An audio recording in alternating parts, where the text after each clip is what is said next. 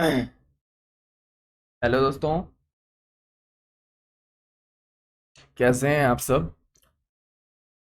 उम्मीद करते हैं आप सब बहुत ही अच्छे होंगे।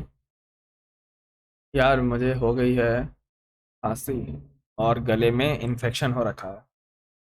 इतनी खराब तरीके से गले की हालत है अभी। मतलब पढ़ाने का एकदम जो होता है ना कैपेसिटी नहीं है। वैसे भी घर में बिजी हूँ। आपको पता है दिवाली का टाइम है। और गले के दर्द की वजह से बोलने में भी काफ़ी परेशानी हो रही है मुझे। अभी गर्म चाय भी लेके बैठा हूँ कि ये क्लास लूँगा और चाय भी चलते रहेगी। और इम्पॉर्टेंट है कि क्लास छूटना नहीं चाहिए क्योंकि छुट्टी पे तो जाना ही है सबको। सब दिवाली के बाद छुट्टी पे ही जाते हैं, मुझे पता है। अधिकतर लोग तो घर भाग जाएंगे। सो मैं उस समय पहले क्लास में ब्रेक लग सकती है, क्लास ना आए, या क्लास आ भी सकती है किसी शॉर्ट्स के माध्यम से, या छोटी क्लास आएगी, बहुत बड़ी क्लास नहीं आएगी। लेकिन जब तक टाइम मिलता है यार, जब तक मौका मिलता है मुझे, मैं पढ़ाता रहूँगा, अपलोड करता रहूँगा वीडियो छठ तक। और अगर आपको भी टाइम मिले, ऐसा नहीं बोल रहा हूँ कि आप अपना घर पे हो तो अपना फैमिली को छोड़ के टाइम स्पेंड ना करके वीडियोस देखो। बिल्कुल आराम से देखना यार, जब टाइम मिले तब देखना, कोई दिक्कत नहीं है। लेकिन देखना जरूर, शेयर भी करना। और अगर घर आए हो आप फैमिली के साथ अपना टाइम स्पेंड करने, तो फैमिली के साथ टाइम स्पेंड कीजिए। उसके बाद फिर आप जाके अपना वापस से काम पे लग सकते हो। चाय की एक चुस्की ले लेता हूँ। ठीक है। तो आइए, मुद्दा क्या है? फिर से मुद्दा बन गया है। मुद्दे बनते रहते हैं ना भारत के अंदर में। मुद्दा बन गया साथियों, ग्लोबल हंगर इंडेक्स को लेकर। पीटी में क्वेश्चन आ चुका है, मेंस में भी क्वेश्चन आ चुका है। 2019 के अंदर में क्वेश्चन लाया हूं, दिखाऊंगा। ग्लोबल हंगर इंडेक्स के मामले में कहा जा रहा है साथियों, इनकी रैंकिंग देने के बाद, कि पाकिस्तान और नेपाल हमसे आगे है। क्या भारत की इतनी दयनीय स्थिति है कि हम लोग भूख नहीं मार सक रहे हैं? क्योंकि मुझे नहीं लगता कि भारत में ऐसा कुछ प्रॉब्लम होगा। मैं ऐसा नहीं कर रहा हूँ कि बिल्कुल नहीं होगा, होगा। सब देश में प्रॉब्लम रहता है हंगर का। लेकिन हमारे यहाँ यार, जहाँ दो रोटी हम लोग खाते हैं, दो रोटी गरीब को खिलाते हैं, गरीबों में दान करते हैं, लंगर लगती है दिल्ली में, नोएडा, ग्रेटर नोएडा के अंदर में आप देखोगे तो वहाँ पे लंगर्स लगते हैं। तो दिल्ली में तो यार ऐसे ही बहुत सारे लंगर लगते हैं, हर सैटरडे संडे, हर कुछ ना कुछ हर दिन लगते ही रहता है जहाँ गरीबों को खिलाया जाता है। तो भारत ने बहुत अच्छा मतलब किया था। कोरोना के अंदर में भी आप लोग ने देखा था कि कई जगह से अनाज वितरण लोगों ने किया। जो ऊंचे तबके वर्ग के लोग थे, ऊंचे तबके के वर्ग लोग वाले लोग थे, यानी हाई इनकम लेवल ग्रुप वाले लोग, उन्होंने क्या किया, लोअर लेवल इनकम वाले ग्रुप में, यानी श्रमित वर्ग मुझे माफ कीजिएगा, हिंदी में थोड़ी प्रॉब्लम हो जाती है। श्रमित वर्ग वाले जो लोग थे, उनके लिए क्या किया साहब, अनाज वितरण का काम किया। फिर भी इनके द्वारा जब रैंकिंग दी गई तो इनका कहना है कि भारत जो है 7 स्थान और पीछे जा चुका है। तो क्या है चर्चा, भड़ास निकाल रहा है इंडिया? क्योंकि वास्तविकता से बात है कि अगर रिपोर्ट सच्ची भी मान ले, चलो मान लेता हूं मैं 2 मिनट के लिए कि रिपोर्ट, हाँ ठीक है, रिपोर्ट सही है। हाँ, भारत में है ग्लोबल हंगर इंडेक्स, मतलब भुखमरी। लेकिन ये बताओ यार, हर चीज में ये भारत को पीछे रख रहे हैं। अब जब भारत डेवलपिंग कंट्रीज बन रहा है, महंगाई की बात नहीं कर रहा हूँ, ये सब मुद्दे मत लाना बीच में। वो सब मुद्दों को साइड में रखो कुछ देर के लिए। वो मुद्दे भी हैं, अनएम्प्लॉयमेंट मुद्दे, मैं जान रहा हूँ। लेकिन जहां हमारी अर्थव्यवस्था बन रही है, ऊपर की तरफ जा रही है, और जहां लोग मेहनत कर रहे हैं, और अब हम जवाब देने लगे हैं डेवलप्ड कंट्रीज को, जो पहले हम नहीं करते थे। अब ये मत बोलना कोई भी पॉलिटिकल इशू नहीं बताएगा, क्योंकि मैं पॉलिटिकल कोई भी नाम नहीं ले रहा हूँ यहाँ पे, और ना भी कोई भी डिबेट कर रहा हूँ पॉलिटिकल के ऊपर में, ठीक है? तो पॉलिटिकल डिबेट मत बनाना यार, समझो बात को, बस बात को सुनो। आराम से बात करेंगे, पढ़ाऊंगा। आज एक समझो ग्रुप में बैठा हूँ आपके साथ और आराम से पढ़ाऊंगा। आपको अगर वीडियो लेट लग रही है तो आप स्पीड बढ़ा दो, स्पीड में देखो। चलिए, तो आप कोई भी सूचकांक उठा के देख लो, चाहे वो हैप्पीनेस इंडेक्स हो, उसके बाद इनकम इंडेक्स हो, कुछ भी इंडेक्स उठा लो यार, दुनिया का जितना इंडेक्स निकलता है, उसमें हर में आप एक ही चीज आगे देखोगे कि 3 4 देश ही बहुत अच्छे हैं भाई। स्वीडन, डेनमार्क, यूएस, न्यूयॉर्क, यही सब देश जो हैं बहुत अच्छे हैं, बाकी सब बेकार हैं इन लोगों की नज़र में। बस यही देश में कभी भी दुख, कभी भी खाना से, इन्होंने तो अपना जीरो हंगर अचीव कर लिया हो, जैसे इन्होंने अपना सारा सस्टेनेबल डेवलपमेंट गोल पूरा कर लिया हो, तो ये देखने को मिलता है। तो भारत इस पे भड़का क्यों? भारत इसलिए नहीं भड़का क्योंकि हमसे बाकी कंट्रीज आगे हैं। ये इनका कहना है कि जो पाकिस्तान की स्थिति हम देख रहे हैं कि क्या हो चुकी है, और नेपाल की स्थिति कितनी खराब हो चुकी है, श्रीलंका बर्बाद हो चुका भाई, उन तीनों को हमसे आगे रख दिया, बांग्लादेश को हमसे आगे रख दिया भाई। अब आप सोचो कि ये मुद्दा बनेगा कि नहीं बनेगा। कि मैं मान लेता हूँ ठीक है हमारे यहाँ प्रॉब्लम है, लेकिन अगर रिपोर्ट के माध्यम से आप नीचा दिखाना चाहते हो या क्या दिखाना चाहते हो मुझे नहीं पता, लेकिन अगर रिपोर्ट सच भी मान लूं तो मैं सच किस बिना पे मांगू? आप हर चीज में तो भारत को पीछे ही रखते हो। तो मुझे अपने, मैं पर्सनल व्यू से बोल रहा हूँ कि मुझे भारत में हंगर की प्रॉब्लम तो दिखती है, लेकिन इस स्तर पे नहीं दिखती जहां हमारी स्थिति पाकिस्तान और नेपाल से खराब हो जाए। इस स्तर पे तो मुझे भारत की स्थिति कभी नहीं दिखी भाई, क्योंकि भारत में मुझे सरकार के बारे में नहीं पता, मुझे लोगों के बारे में पता है, मुझे जनता के बारे में पता है।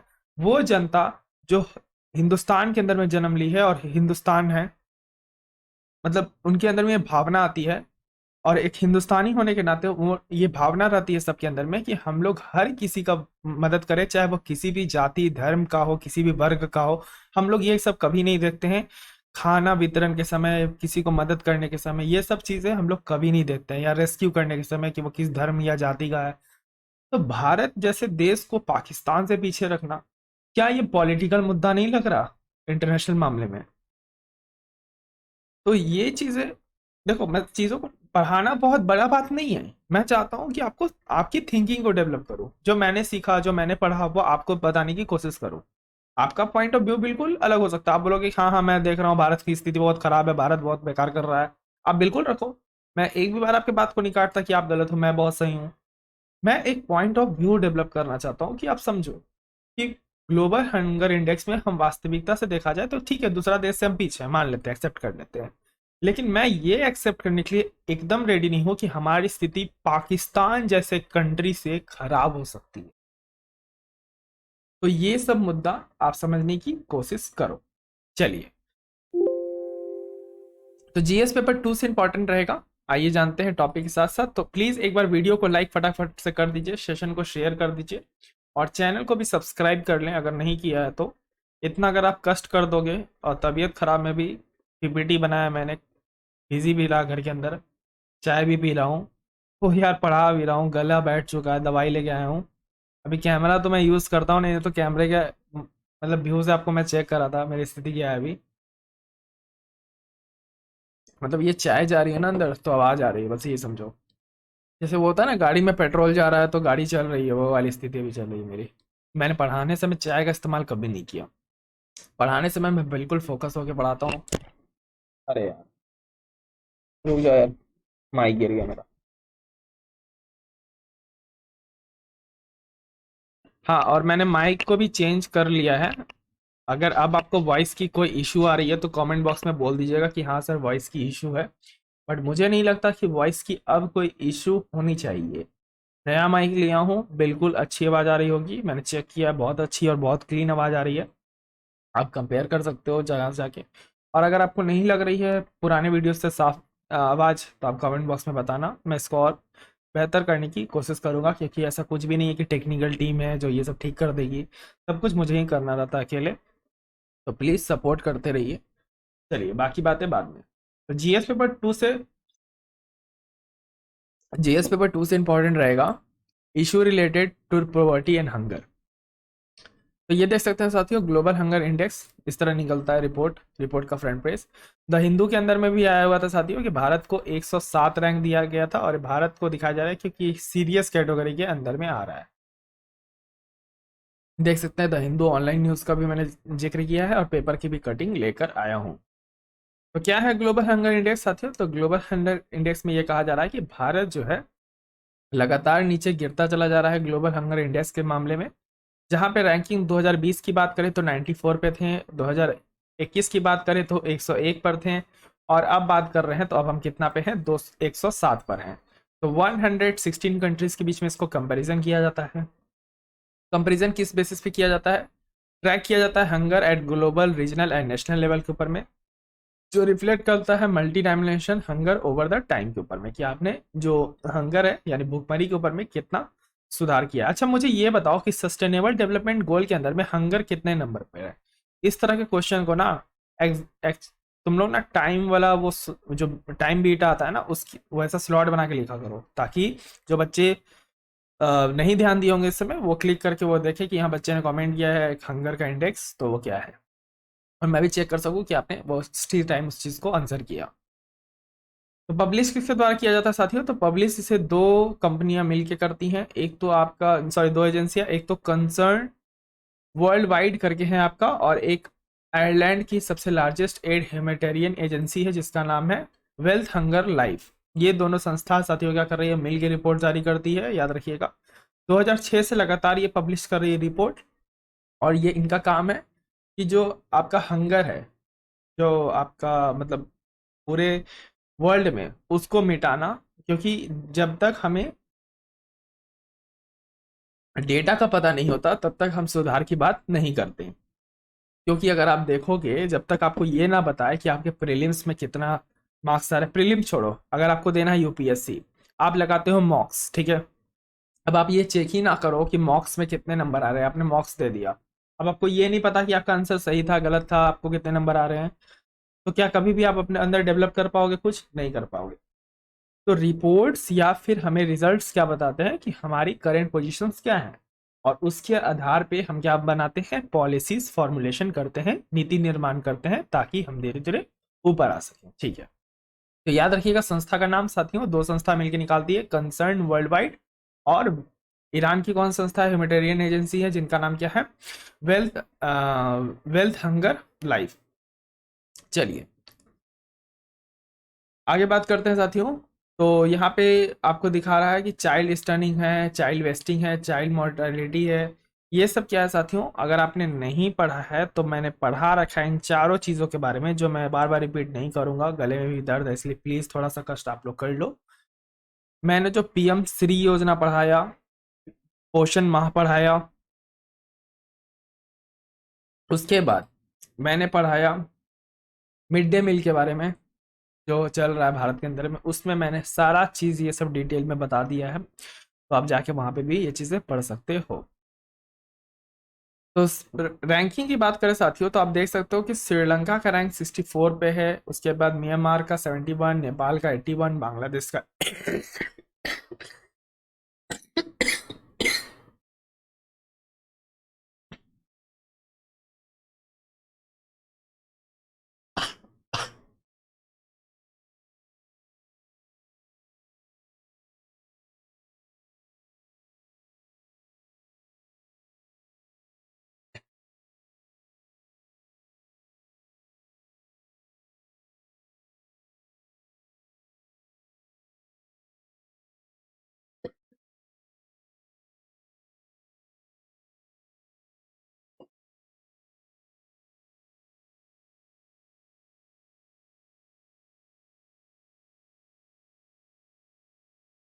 माफ कीजिएगा। हाँ कहाँ पे थे हम लोग? नेपाल का, नेपाल का 81, बांग्लादेश का 84, पाकिस्तान का 99, भारत का 107, अफगानिस्तान का 109। तो ये देख सकते हैं साथियों कि पाकिस्तान, बांग्लादेश, नेपाल, श्रीलंका, इन सब देशों को हम लोग से आगे रखा गया है। अब आप ही बताओ क्या ये एक तरह का आपको पॉलिटिकल मुद्दा नहीं लगता? नहीं आता कि मुझे तो ऐसा लगता है ना कि वो नहीं होता क्लास में बंदा जो अच्छा परफॉर्म करता है तो सबको उससे जलन होने लगती है कि हाँ भाई अच्छा परफॉर्म कर रहा है ये लड़का, अच्छा करेगा, रिजल्ट अच्छा करेगा, पढ़ता है, प्रीलिम्स की नोट्स बनाता है, मेंस का नोट्स बनाता है, मॉक्स लगाता है, और उसके अच्छे नंबर भी आ रहे हैं, तो नहीं होता आसपास में जलन होने लगती है लोगों को, तो उसको नीचे गिराने के लिए फिर उसको डिमोटिवेट करते हैं लोग, आसपास के नेगेटिव थॉट्स और उसके आसपास आने लगते हैं। मुझे करंट में इंडिया की सिचुएशन वैसी नजर आ रही है। इंडिया कर रहा है ग्रोथ, बर्दाश्त इनसे हो नहीं रहा। अब इन लोगों ने श्रीलंका को जान के रखा आगे, खाने के लाले लाले पड़े हुए थे भाई। 302 रुपए प्रति लीटर दूध मिल रहा है, और आप कहते हो वहां पे हंगर कम है भारत का? भारत के कंपेरिजन से वहां पे हंगर कम है? ये किस तरह का रिपोर्ट निकालते हो? मैं तो सीधा सवाल करता हूँ भाई।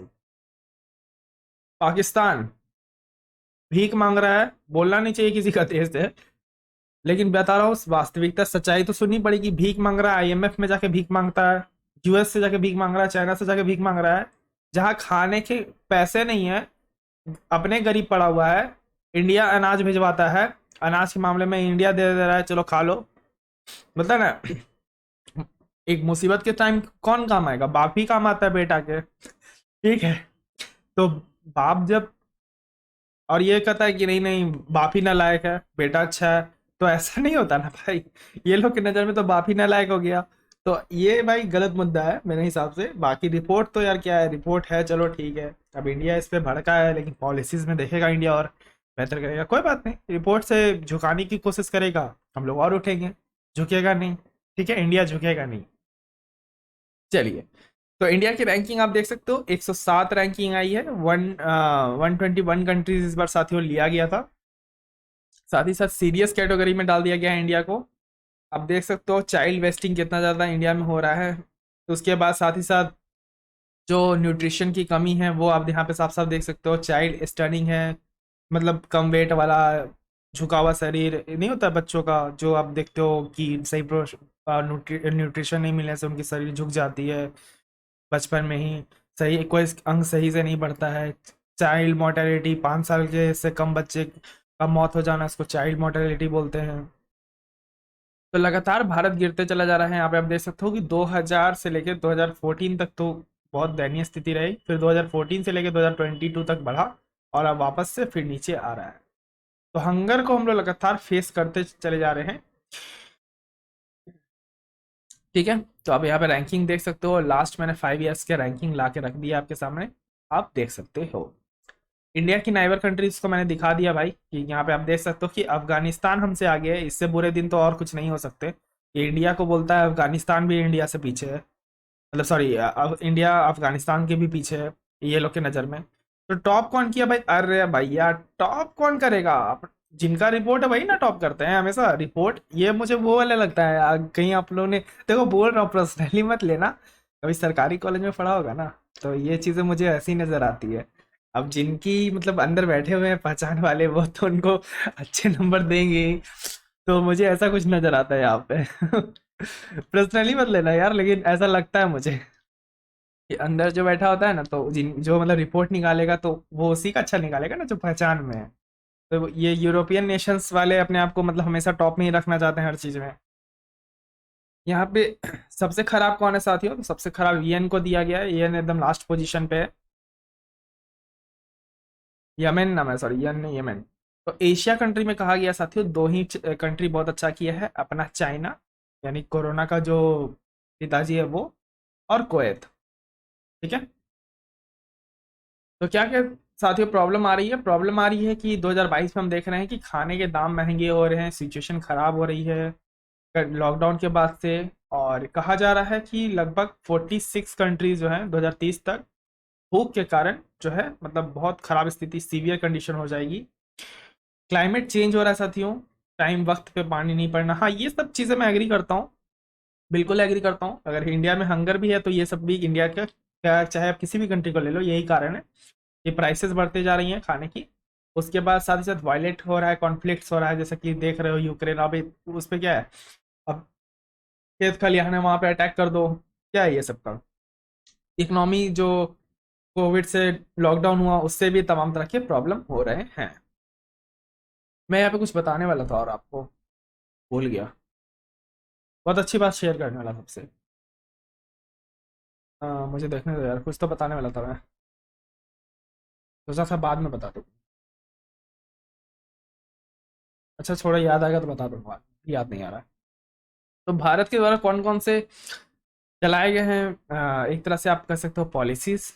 तो पोषण अभियान बढ़ा दिया है, प्रधानमंत्री मातृ वंदना योजना बढ़ा दिया है, नेशनल फूड सिक्योरिटी एक्ट 2013 बढ़ा दिया है। ये सब चीज़ें चलाई गई हैं, और ये सब जाके आप रिसर्च कर लेना, पढ़ लेना खुद से। इतना सब तो आप कर ही सकते हो, 3 पढ़ा दिया, एटलीस्ट 2 तो पढ़ ही लेना खुद से। तो यही था साथियों कि ग्लोबल हंगर इंडेक्स में जो रिपोर्ट जारी किया जा रहा है, उसमें हमेशा हर एक रिपोर्ट में हम लोग देख रहे हैं कि भारत को पीछे ही रखा जा रहा है। तो भारत की रैंकिंग 7 रैंकिंग है, हमसे सारे जो हमारे नाइबर कंट्रीज हैं, हमसे सारे के सारे नाइबर कंट्री हमारे से आगे हैं। तो बहुत सारे यहाँ पे पॉलिसी फॉर्मुलेशन हो सकता है। एक तो सबसे पहला बात, आइए कुछ प्रमुख कारण देख सकते हैं। तो प्रमुख कारण तो हम लोग ने यहाँ देख लिया, climate change, conflict, economic shutdown. और कुछ पॉइंट ढूंढे सर? आइए और कुछ पॉइंट ढूंढने का कोशिश करते हैं आपके साथ। आज क्लास तो मैं थोड़ा लंबा ही लूंगा। आइए, तो पहला हम लोग ने क्या बोला? Climate change, CC. ठीक है। दूसरा पॉइंट लिया हम लोग ने, प्राइस, खाने की चीज महंगी हो रही है। ठीक है। तीसरा क्या लिया हम लोग ने? Economy, lockdown. ठीक है, लॉकडाउन, डी है जी, समझ लेना। ठीक है, लॉकडाउन। और क्या खोज पा रहे हैं सर? वास्तविकता में तो आप देखोगे तो हंगर एक, ठीक है, इंडिया में चैलेंज है, लेकिन सबसे बड़ा जो यहाँ पे हमको कारण देखने को मिलता है साहब, क्या मिल रहा है कि एग्रीकल्चर सेक्टर, अगर आप कहोगे तो ये बातें मैं शेयर कर रहा हूँ, ठीक है, सुनना ध्यान से। अगर हम देखते हैं तो हमें पता है कि जब हम लेते हैं नाम अपने प्यारे भारत का, तो एक लाइन पीछे पीछे चल के आता है अपने छोटे भाई जैसा। क्या है वो लाइन? भारत एक कृषि प्रधान देश है। ठीक है, India is an agriculture country. यानी जो हमको यहाँ पे 60 से 70% इंगेजमेंट देखने को मिलता था, किसके ऊपर में? एग्रीकल्चर के ऊपर में। ठीक है साहब, एग्रीकल्चर के ऊपर में हमको यहाँ पे क्या देखने को मिलता है? कहीं ना कहीं कमी देखने को मिलती है। अब क्या हो रहा है, लोग सर्विस सेक्टर में मूव कर रहे हैं। ठीक है, सर्विस सेक्टर में मूव कर रहे हैं। गीग इकोनॉमी बढ़ रही है आगे। गीग इकोनॉमी पढ़ा रखा है, नहीं पढ़ा तो पढ़िएगा। गीग इकोनॉमी, गीग इकोनॉमी में आपका बढ़ रहा है आगे, जैसे जोमेटो स्विगी वगैरह गीग इकोनॉमी में आती है। अरे वो जो बिजनेस कर रहे हैं वो नहीं, जो डिलीवरी बॉय है वो, ऐसा मत समझना कि स्विगी वाली जो बिजनेस कर रहे हैं वो गीग इकोनॉमी में आ गए। जो डिलीवरी बॉय होता है उसको हम लोग गीग इकोनॉमी बोलते हैं, या ओला चला रहा है जो ड्राइवर, उसको गीग इकोनॉमी बोलते हैं। ठीक है। तो यहाँ कहीं ना कहीं क्या कर रहे हैं लोग? सर्विस सेक्टर में मूव कर रहा है। तो एग्रीकल्चर सेक्टर में जो हमको क्या मिलता है, कम देखने को मिल रहा है यहाँ पे। मतलब लोग खेती करना नहीं पसंद कर रहे हैं ज़्यादा, लोग जॉब करना चाहते हैं। अब देखो, किसान का बेटा है, तो किसान का बेटा जरूरी नहीं है कि किसान का बेटा आगे जाके किसान ही बने। हो सकता है किसान का बेटा आईएएस बन जाए, किसान का बेटा कुछ और इंजीनियर बन जाए, किसान का बेटा एक बहुत बड़ा बिजनेसमैन बन जाए। तो ये जरूरी नहीं है कि किसान का बेटा किसान ही बने, क्योंकि अगर उसकी पढ़ाई पूरी हो गई तो वो हमको क्या पे देखने को मिलता है। ठीक है। दूसरी बात क्या आ रहा है साहब, आप भी कुछ खोजो मेरे साथ। एक देखने को और क्या पॉइंट मिल रहा है हम लोग को, ये मिलता है कि सर्विस सेक्टर, तो मैंने बता दिया कि सर्विस सेक्टर में इन्वेस्टमेंट बढ़, क्लाइमेट बता दिया, प्राइस बता दिया, लॉकडाउन बता दिया। दूसरी बात, सब्सिडीज, या फिर आप कह सकते हो वेयर हाउसेज, या फिर इंफ्रास्ट्रक्चर, इंफ्रा। ठीक है, इंफ्रा ले लेते हैं। इंफ्रा नहीं मिल रहा है साहब। जो इंफ्रा चाहिए एग्रीकल्चर को मेंटेन रखने के लिए, आज भारत की आबादी को देखते हुए, आबादी में अब हम लोग चाइना को पीछे छोड़ने वाले हैं इस साल। एक काम तो हम लोग बहुत अच्छा करते हैं, धड़ल्ले से जनसंख्या बढ़ाने का। भाई ये काम है ना, शाबाश, एकदम कसम से बता रहा हूँ, ये काम जो करते हैं ना, ये काम मतलब एकदम, क्या बोलूं मैं, शब्द नहीं है, धड़ल्ले से जनसंख्या बढ़ा देना है। और ये जो धड़ल्ले से जनसंख्या बढ़ाते हैं, सबसे इजी काम, कोई टेंशन नहीं है इसमें। मैं आपको पढ़ा रहा हूँ, कम से कम आप तो कुछ शर्म करना। ठीक है, हम दो, हमारे ही दो अच्छे हैं। ठीक है। चलिए, मैं तो आपको इस माध्यम से यही चीजें सिखा सकता हूँ कि हम दो और हमारे दो ही ठीक है, बाकी आपकी मर्जी। या फिर कोई पॉलिसी आ जाए, इस पे बात हो रहा है कि एक चाइल्ड पॉलिसी लेके आना, अगर आएगी तो उसके ऊपर मैं बताऊंगा कि उसके पॉजिटिव नेगेटिव एस्पेक्ट्स क्या है। खैर वो बात की बात है। तो इंफ्रा देखने को मिल रहा है साहब, इंफ्रास्ट्रक्चर जैसा चाहिए। मंडी तक सामान ले जाने के लिए नहीं है, किसान को अपने उचित दाम नहीं मिल रहा है, गोडाउन में जो सामान पड़ा है बारिश के कारण खराब हो जाता है, अगला साल अनाज नहीं हुआ, प्राइस बढ़ जाते हैं अनाज के। तो कहीं ना कहीं हमको यहाँ पे क्या देखने को मिल रहा है साहब? इंफ्रा खराब देखने को मिल रहा है। ठीक है। और क्या हम यहाँ पे जोड़ सकते हैं?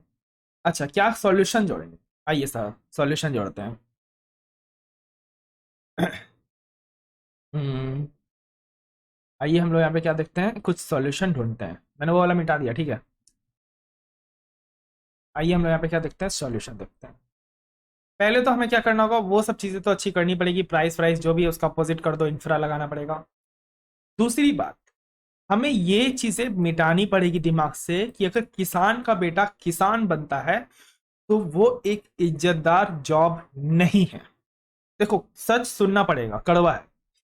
हम ये समझते हैं कि एक जो अधिकारी है, ठीक है, एक उचित जो ऊंचे वर्ग का अधिकारी है या फिर एक अच्छा बिजनेसमैन है, वो एक हाईली सर्टिफाइड क्वालिफाइड बंदा हो सकता है, एक्सीलेंस बंदा है, कोई दिक्कत नहीं है, एक्सीलेंस है उसके पास।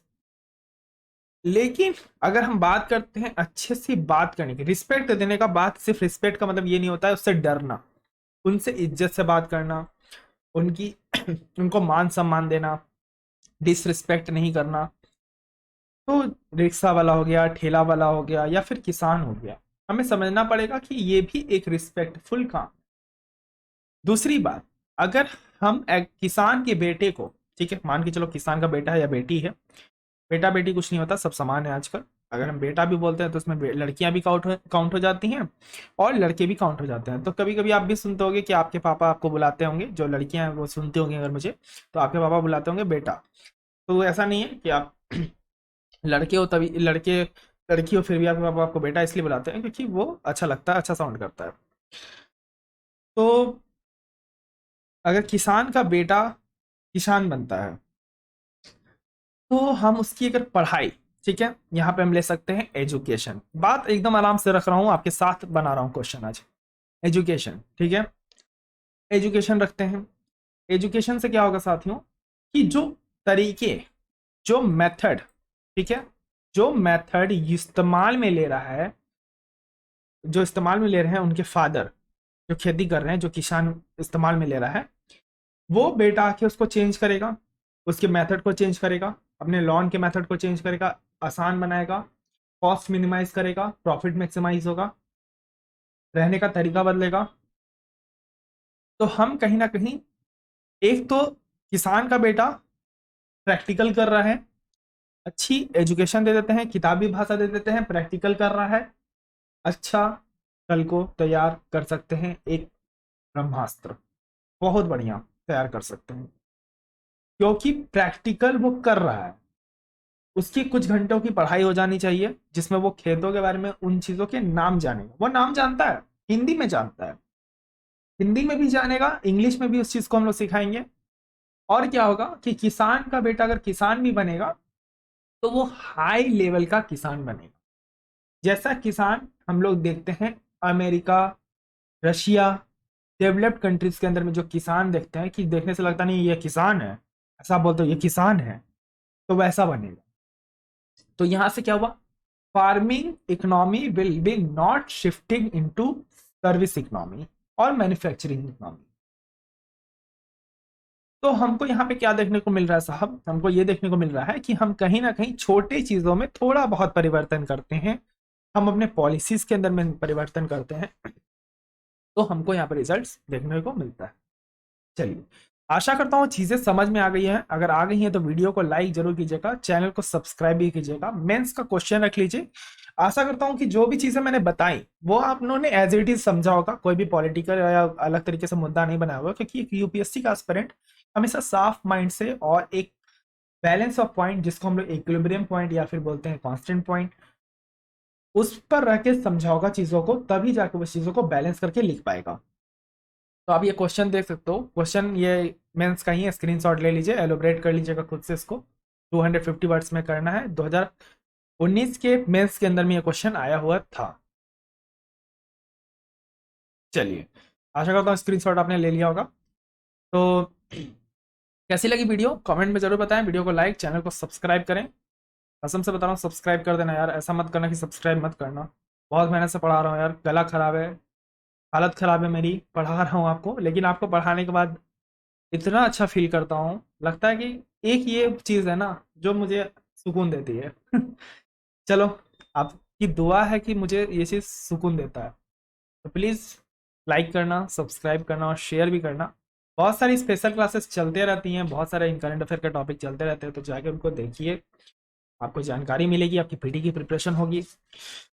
तब तक के लिए आज भर इतना ही रहने देते हैं, मुझे दीजिए आ गया। तब तक के लिए रखिए अपना ध्यान। धन्यवाद। जय हिंद, जय